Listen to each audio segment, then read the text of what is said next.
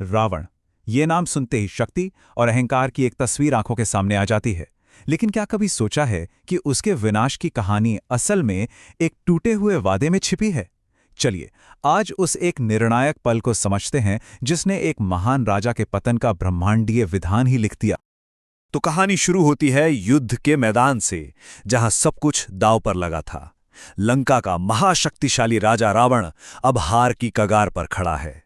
जब उसके सारे दांव, सारे अस्त्र फेल हो जाते हैं, तो वो हताशा में अपना आखिरी और सबसे भयानक हथियार चलाने का फैसला करता है।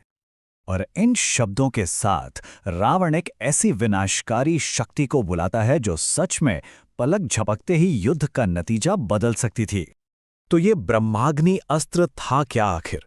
देखिए, ये कोई मामूली तीर नहीं था, बल्कि ये तो विनाश का एक दिव्य साधन था, जिसमें सृष्टि के देवता खुद ब्रह्मा की शक्ति थी। मतलब एक ऐसी पार जो जीत की गारंटी होनी चाहिए थी। लेकिन सवाल यह है कि बात यहां तक पहुंची कैसे? इसे समझने के लिए हमें थोड़ा पीछे जाकर युद्ध के मैदान में उस महासंग्राम को देखना होगा, जहां दिव्य और आसुरी शक्तियां आमने सामने थीं। यहां पर ना एक बहुत ही दिलचस्प टकराव हो रहा था। एक तरफ थे रावण के दानवी अस्त्र जो भयानक जानवरों का रूप ले रहे थे, और दूसरी तरफ थे राम के दिव्यास्त्र जो देवताओं के वाहनों के रूप में आकर उनका मुकाबला कर रहे थे।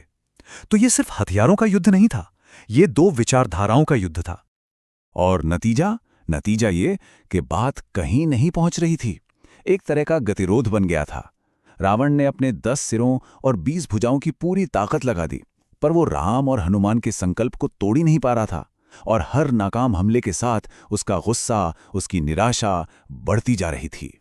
अब देखिए, दिव्य अस्त्रों और इतने बड़े युद्धों की इस दुनिया में भी कुछ नियम होते हैं, कुछ पवित्र कानून, जिनका पालन सबसे शक्तिशाली योद्धा को भी करना पड़ता है। और जैसे ही युद्ध के मैदान पर सूरज ढलने लगता है, एक बहुत ही महत्वपूर्ण पल आता है। युद्ध का धर्म, उसकी आचार संहिता ये कहती थी कि दिन ढलते ही संघर्ष को रोक दिया जाना चाहिए। पर अहंकार में डूबे हुए इंसान के लिए नियम क्या मायने रखते हैं? वो तो बस सुझाव होते हैं।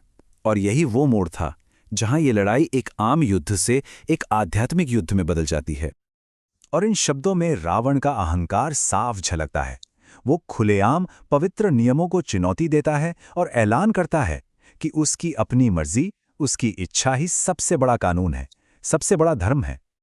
वो अपने इस अधर्म को सही ठहराने के लिए अपने पुराने कारनामों का हवाला देता है।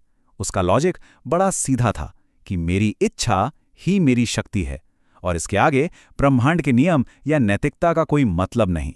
लेकिन अपने इसी घमंड में, अपने इसी अंधे अहंकार में रावण एक बहुत ही जरूरी बात भूल गया था। एक शक्तिशाली देवी से मिला हुआ एक सशर्त वरदान। कहते हैं ना, हर एक्शन का एक रिएक्शन होता है, और देवताओं के सामने ब्रह्मांड के नियम को तोड़ने की कीमत तो चुकानी ही पड़ती है। तो यहां पर जो सबसे महत्वपूर्ण बात हुई वो ये थी। ये क्रम देखिए, सब कुछ साफ हो जाता है।